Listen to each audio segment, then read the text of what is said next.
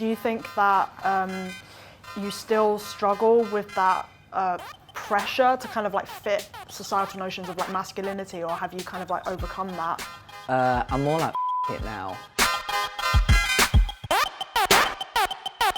I first learned about gender and sort of that you don't have to be the gender that you were assigned at birth through TV. But were you guys ever like taught about that in school? Because for me, like, it was man, woman. Like, there was nothing else. I feel like it was quite recently I learned about kind of gender and social constructs within like my uni years. I feel like it's when I learned about it, because that's when I started to have friends who were non-gender conforming. Has anyone ever asked you what your genitals are and why? Like, is it like why do people think that's acceptable? Because you wouldn't ask anyone else who is cisgender that question. Or like if they've had a surgery yet, or like are they going to? I'm trans, so already gender meant something different to me than what is like considered the norm. It wasn't until kind of my last year of school that I found out about that term actually outside of the classroom, that I then was like, wait, what is that?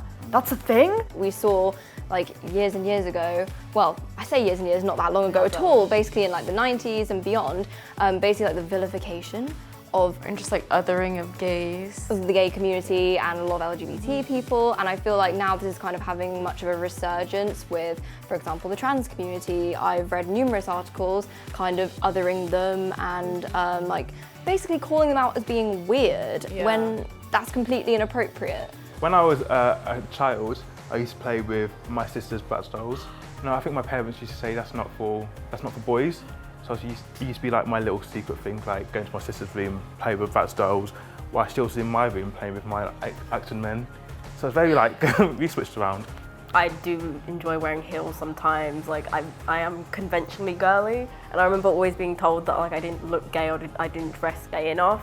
Literally in shops there is the man's side and the woman's side, and if you look like a woman, if you present like a woman, like, and you're going over to the man's side and you're trying on like a jacket or like men's jeans, it's like, it somehow feels wrong, but it shouldn't. Gender is fluid, is really important. It's something that like is, I feel at least on my social feeds and stuff, coming into like kind of the discourse more, but I feel like, for example, like teachers and stuff in schools and maybe like the older generation, I'm sorry guys, are just not clued up on it. Categorising boys and girls as two separate genders, saying boys have to be into blue, they have to play with action men, and girls have to be into pink and play with Barbies.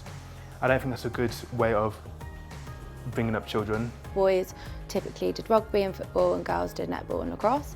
And if anyone was to do anything other than that, I know that like certain girls that want to do football, it's lesbian. I think subconsciously over the years, it was like in my head, I'm always thinking about how do I sound, how do I act in front of certain straight men, lowering the tone of my voice. It kind of was more like a protective thing in my eyes. It was sort of something I just naturally did. I have been aware of like parents nowadays that are very like, I'm gonna let my child dress in boys' clothes even if they were born a woman, I'm letting them, and I just love it. I think that it should be made clear from the get-go that gender is a spectrum. It should be sort of made clear that trans people exist, because there's so much like stigma and misinformation spread about trans people, and I think if we just kind of educated people on our existence and what that means for us, then people would kind of learn to be more tolerant and accepting. I think as like a society we need to like move away from like